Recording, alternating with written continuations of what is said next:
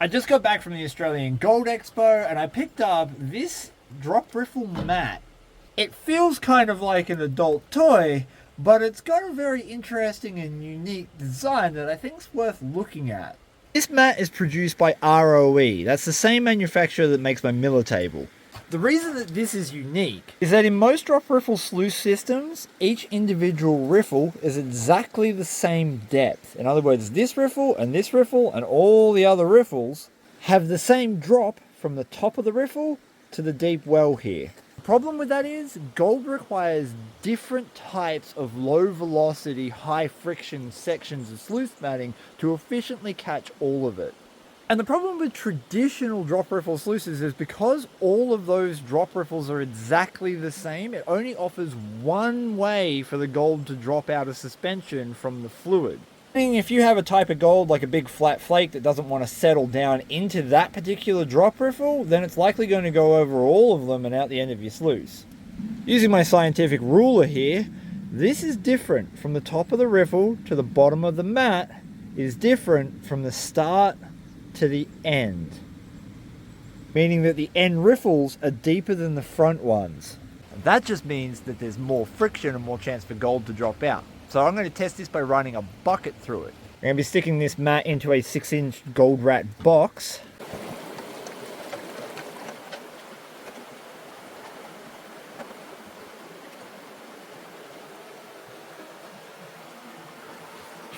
The thing I love about a leg kit on a sluice box like this is you can just get that perfect laminar flow, and that's very important for drop riffle sluices. Any side deviation in that flow, so if you've got more pressure on one side than the other sluice box, in a drop riffle sluice will cause you to lose gold straight away. I'm only going to run one bucket of dirt through this sluice, and the reason I'm doing that is I just want to see how this mat works. I don't care about getting a lot of gold today, let's just find out if I like the mat.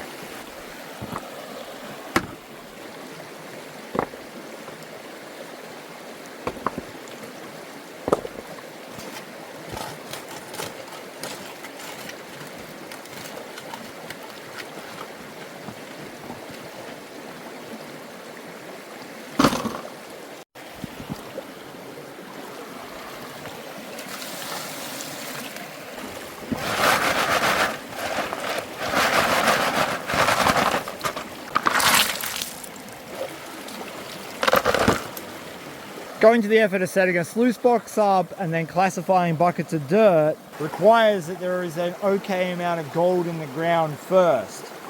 And so here I'm just finishing off a pan to see if the gold's still in the ground. So even though I look like a heavy mineral miner, I'm actually a gold miner. Sometimes. And we have golds. Yeah, I can count 1, 2, 3, 4, 5 little flakes. Oh, we know there's gold in that dirt.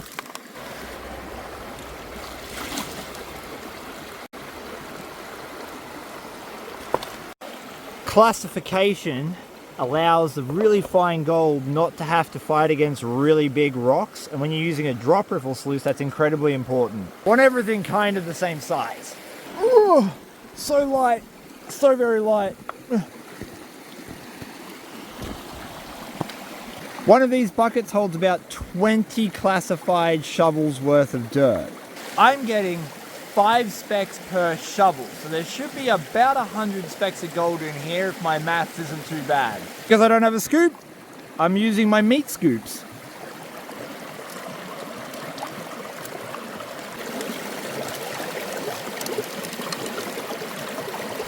Now we watch the riffles to see if the dirt shifts left or right, because if it shifts left or right, our laminar flow is off and we'll have to make an adjustment.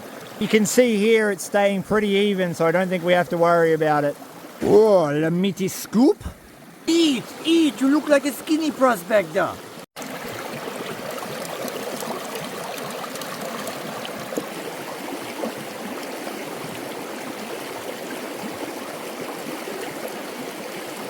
I'm going to show you in slow motion the exchange that happens over the blank sections of matting here. What I want you to watch for is how some rocks almost make it to the top and then they literally fall back down.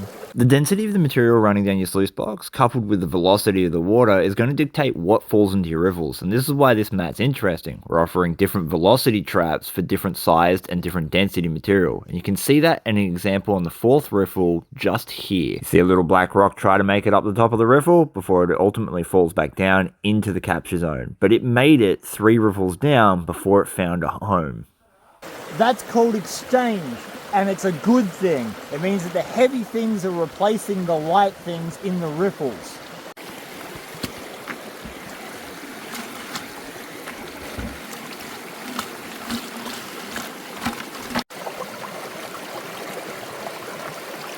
I'm going to let this mat clear out for a couple of minutes because I want to see if we get gold migration down the mat, but the other thing I want to check for is where the gold actually ended up in the riffles, and I can do that by letting the water run over it and remove these lighter materials.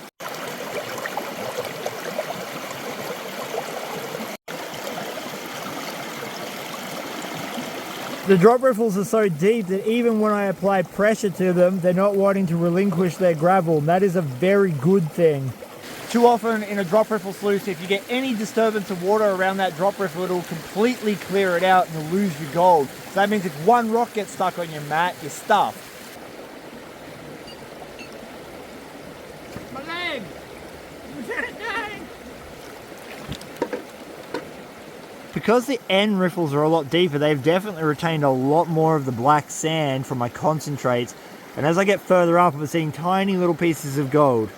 20 shovels of classified dirt, we should be around 100 specks of gold. Let's find out.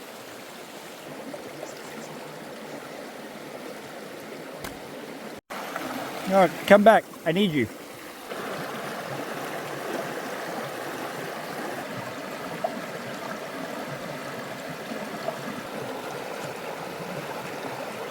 Before we reveal the gold, I've got gold ore and a panning kit up for grabs over on Patreon. It costs $1 a month to sign up, and we've got brand new shirts in the merch shop. All the links are in the description below.